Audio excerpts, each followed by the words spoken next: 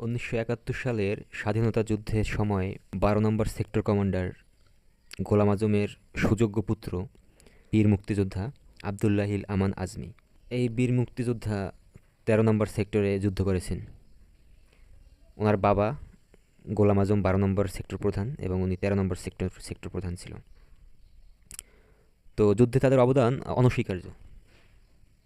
আমরা আসলে কোনোদিন তাদের অবদান ভুলব না। স্বাধীন বাংলাদেশে তাদের অবদান কিয়ামত পর্যন্ত স্মরণ থাকবে। এই যে বীর মুক্তিযোদ্ধা, যার বাবার ডাকে বাংলাদেশ স্বাধীন হয়েছিল, সেই বীর মুক্তিযোদ্ধা আবদুল্লাহিল আমান আজমি। এই বীর মুক্তিযোদ্ধা আজমি তিনি রাজাকার ফ্যাসিস্ট শেখ হাসিনার আমলে বহু বছর আয়নাঘরে ছিলেন। তো হঠাৎ করে সেখানে তো কোনো ফোন ছিল না বা বাইরের দুনিয়ার সাথে যোগাযোগ ছিল না। তিনি আসলে তখন সেই যুদ্ধের ইতিহাসগুলা জানাতে পারেননি। তো এখন সে মুক্ত হয়ে প্রতিদিন ফেসবুকে যুদ্ধকালীন ঘটনার বর্ণনা দিচ্ছেন। তো আমরা নতুন নতুন ইতিহাস জানতে পারতেছি। আমরা আসলে ভুল ইতিহাস জেনে আসছি এতদিন। তো এই আজমি আমাদের এবং মেজর ডালিম, এই সূর্য সন্তানের আমাদের সঠিক ইতিহাস তুলে ধরতেছে। কারণ যুদ্ধের সময় এই দুইজন ছাড়া বাকিরা সবাই ভারতে পালিয়ে গিয়েছিল। তখন এই বাংলাদেশকে মুক্ত করার মতো কেউ ছিল না। আজমি এবং তার পিতা গোলাম আজম, তাদের নেতৃত্বে আমরা এই ভূখণ্ড পেয়েছি। তো আসুন আজকে সেই ইতিহাসের নতুন একটা অধ্যায় জানি। সে লিখছে, দেশের কোনো ক্রান্তিকালে শেখ সাহেব আন্দোলন সংগ্রামে সামিল ছিলেন না। কৌশলে নিরাপদে সরকারের মেহমান হয়ে জেলখানায় থেকেছেন।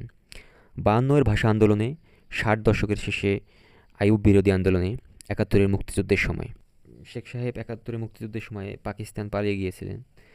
সে ইন্ডিয়া যেতে পারেননি, কারণ ইন্ডিয়া তাকে গ্রহণ করেনি, এই জন্য পাকিস্তান গিয়েছিলেন।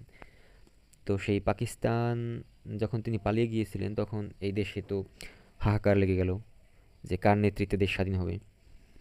নেতৃত্ব শূন্যতা যখন ভুগতেছিল, তখন এই আজমির বাবা গোলাম আজম সেই দায়িত্বটা নেয় এবং এদেশের স্বাধীনতার ডাক দিয়েছিলেন ৭ই মার্চ, এবং ২৬শে মার্চ তিনি যুদ্ধে ঝাঁপিয়ে পড়েছিলেন।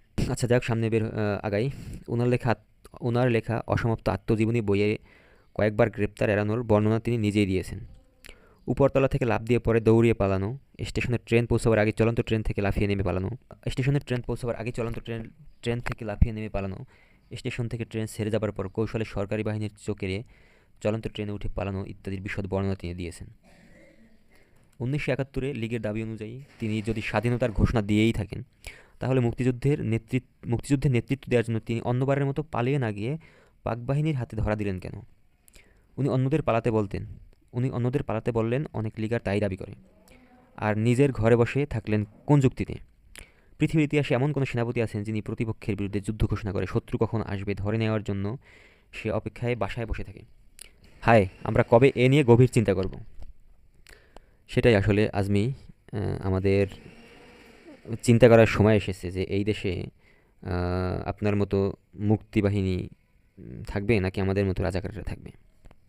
আমরা তো এদেশ চাইনি, শেখ মুজিব এদেশ চায়নি, এই জন্য তাকে হত্যা করলেন। তো গভীরভাবে আমি মনে করি সকলের চিন্তা করা উচিত যে শেখ মুজিবের মতো এরকম দেশদ্রোহী রাজাকারের স্থান এবং তার অনুসারী যারা, তার দল যারা করে, তাদের দেশে থাকা উচিত কিনা। আমি মনে করি অবিলম্বে তাদের ভারত অথবা পাকিস্তান কোনো একটা জায়গায় নিক্ষেপ করা উচিত।